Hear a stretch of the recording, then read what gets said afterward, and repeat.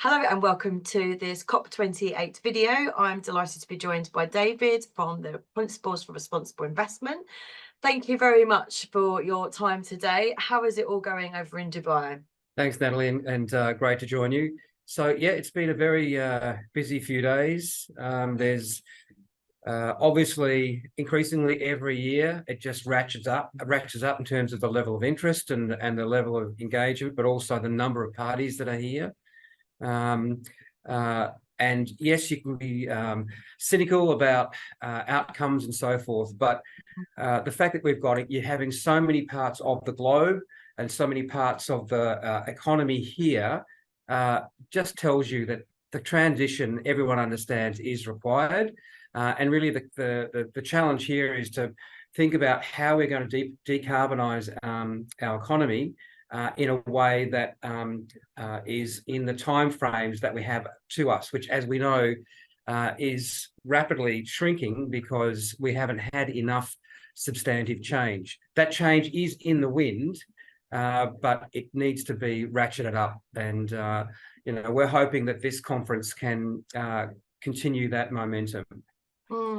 Okay, great. Yeah, you do sound optimistic, and from the people I've spoken to so far, there's been a real split, and obviously this has been where it is positioned, and some of the inclusion of some of the sectors has made this COP quite controversial from the start. But also, I have heard people saying, well, we need those stakeholders in the room, and that's how we're going to get this transition going. What's your feelings around that? Are you feeling that sort of split indecisiveness around it at the moment?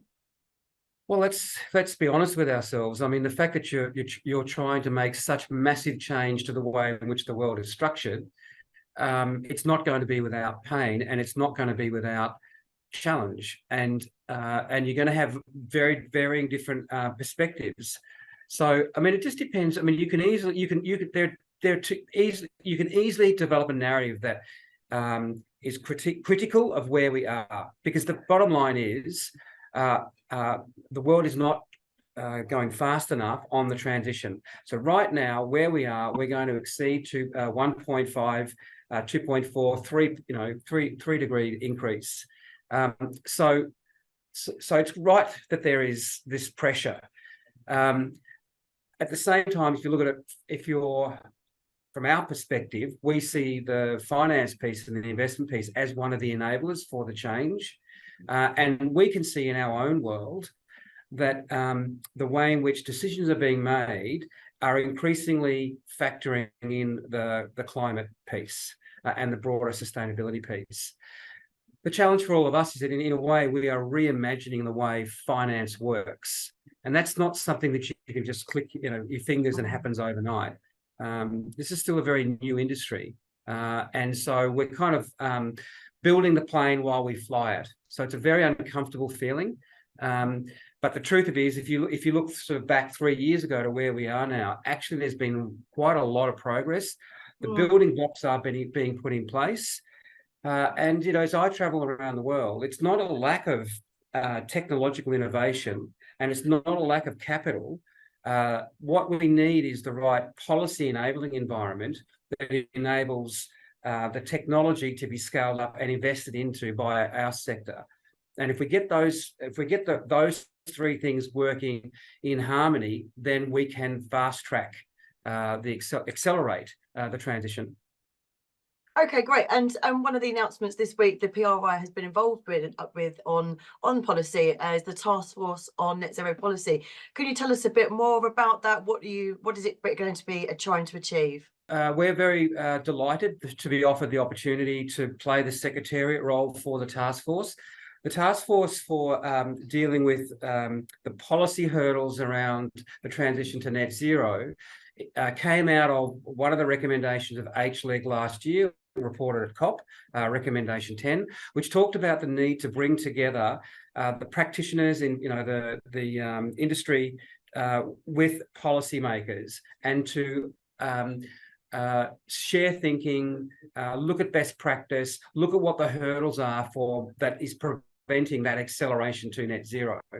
And the PRI has been offered the opportunity to play that secretariat role. So we're delighted, because we think that it's through that collaboration that we're going to see, I think, an improved policy settings that will enable investors and the innovation that we've talked about, technological innovation, to really start to hum.